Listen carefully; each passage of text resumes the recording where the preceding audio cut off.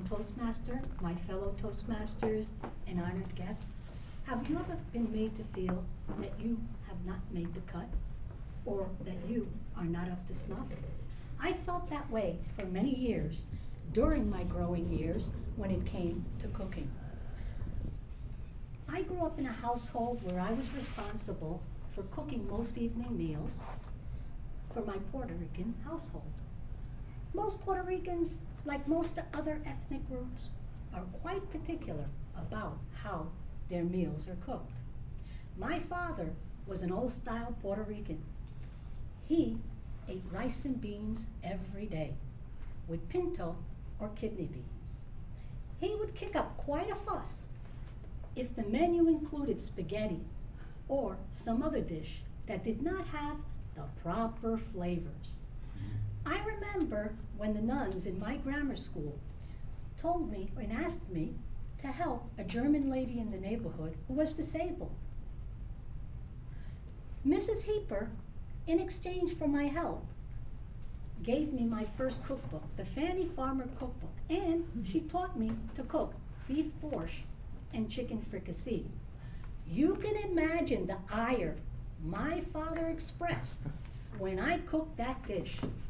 One dish had a ruby red dark sauce, and the other dish had a white sauce. Horror of horrors. Total yuck from his perspective. Now, the problem wasn't that I couldn't cook. It was that I couldn't capture the typical Puerto Rican flavors from the island. I felt lacking because my father vociferously emphasized those flavors. Most of you would have given up in frustration, but I did not, because I discovered early in life that if I followed my father's point of view, I would live a very limited and boring existence. Little by little, I developed my own cooking style, not necessarily with a Puerto Rican flavor, but a flavor that was relevant and flavorful. Ironically, my signature dish became black beans. I decided on black beans because there was a Cuban family that lived in my building. And they would invite me to dinner, and they would always serve me black bean soup. The soup was so hearty and flavorful. I remember when I went out and I bought my first black bean package. I soaked them overnight because black beans are very hard. I cooked them, I followed the package instructions, but frankly, the beans didn't come out too flavorful. But I talked to other cooks, and slowly and painstakingly, I developed delicious tasting black beans. I learned to improvise, and I learned to trust my judgment. Now, my learning how to cook has been a great advantage to me because it's been a way for me to communicate with my children. When my children went away to college, we cooked together so that they could learn to cook for themselves. My children today eat all kinds of food and are quite willing to experiment, although I must admit that my daughter did comment when my son cooked a rice dish and added coconut and pineapple to the dish. Now, I welcome you to come to my home and observe and help us cook black beans. I warn you that cooking in my home is not for the faint-hearted. Prepare to have your olfactory senses overwhelmed by the flavors. Close your eyes and smell the onions caramelizing in olive oil and flour.